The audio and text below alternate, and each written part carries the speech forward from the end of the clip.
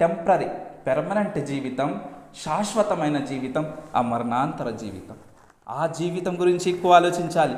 కానీ మనము ప్రాపంచిక జీవితంలో మునిగిపోయి, మన బిజినెస్లో మునిగిపోయి, లేకపోతే అనేక ప్రాపంచిక విషయాల్లో మునిగిపోయి, మనం అసలైన జీవితం, శాశ్వతమైన జీవితం, ఖయామత్ని, ప్రళయాన్ని మర్చిపోయి జీవితం గడుపుతున్నాం.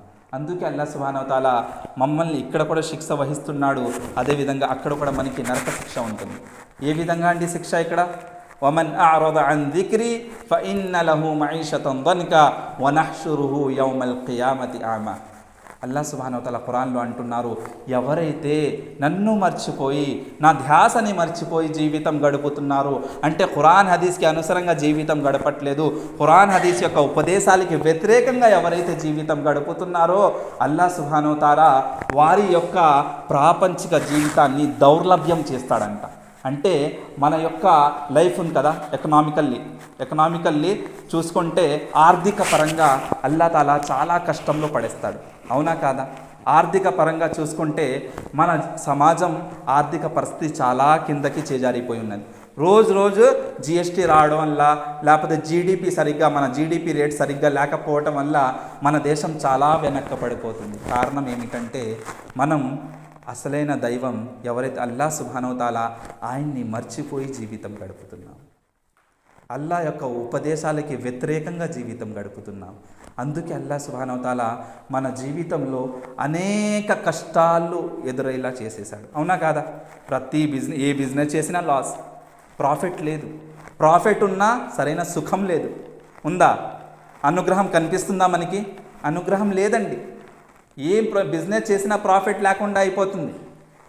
ఒకవేళ మంచి ప్రాఫిట్ ఉన్నా శాంతి లేదు. ప్రతి ఇంట్లో ఏదో ఒక టెన్షన్, ఏదో ఒక ప్రాబ్లం, ఏదో వ్యాధిలో చిక్కుపోయి ఉన్నారు. అవునా కాదా? ఈ నష్టాలు, ఈ కష్టాలు ఎందుకు ఈ కష్టాల్లో చిక్కుకొని ఉన్నామంటే అల్లాహ్ని మర్చిపోయి జీవితం గడుపుతుంది. ఇది ఏంటి? ప్రాపంచిక శిక్ష. ప్రళయంలో అల్లాహ్ ఏం శిక్ష వహిస్తాడు తెలుసా? వమన్ అఅరద అన్ దిక్రీ ఫఇన్న లహు మঈషతన్ దన్కా వనహ్షురుహు యౌమల్ ఖియామతి అమా. ఈ ప్రాపంచిక జీవితంలో అల్లాహ్ తాలా మమ్మల్ని కంటిని ప్రసాదించాడు, కళ్ళు ప్రసాదించాడు. కానీ ఆ ప్రళయం నాడు ఎందుకంటే ఈ జీవితంలో, ప్రాపంచిక జీవితంలో, తాత్కాలిక జీవితంలో మనం అల్లాహ్ యొక్క ఉపదేశాలకి వ్యతిరేకంగా జీవితం గడిపాం కాబట్టి ఆ రోజున మనకి ప్రాపంచిక జీవితంలో కళ్ళు ప్రసాదించిన గుడ్డి వాణిగా లేపుతాడంట అల్లాహ్. ఆ రోజు మమ్మల్ని అల్లాహ్ సుబ్హానహు వ తఆలా సమాధి నుండి ఎలా లేపుతాడు? గుడ్డివాణిగా చేసి, బ్లైండ్ పీపుల్ కింద చేసి. ఎందుకంటే ప్రాపంచిక జీవితంలో మొత్తం ప్రపంచాన్ని చూస్తున్నాం, ఆస్వాదిస్తున్నాం, అన్నీ చూస్తున్నాం. కానీ ఈ కంటికి ఏదైతే ప్రపంచం మనకి కనిపిస్తుందో ఈ ప్రపంచక మాయాజాలంలో మనం మునిగిపోయి అల్లాహ్ని మర్చిపోయి జీవితం గడుపుతున్నాం కదా.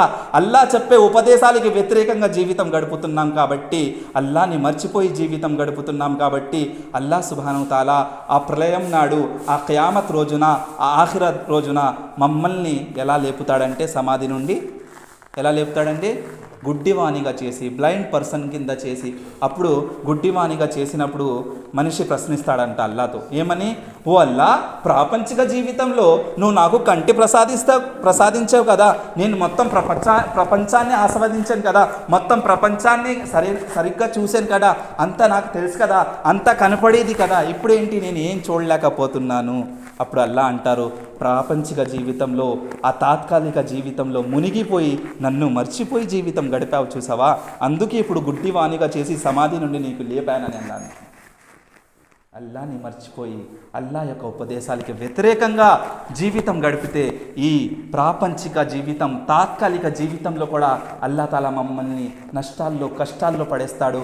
అదేవిధంగా ప్రళయం నాడు, ఖియామత్ రోజున, ఆఖిరత్ రోజున కూడా అల్లా సుబ్హానహు వ తఆలా మమ్మల్ని కష్టాల్లో చిక్కుకునేలా చేసుకుంటాడు.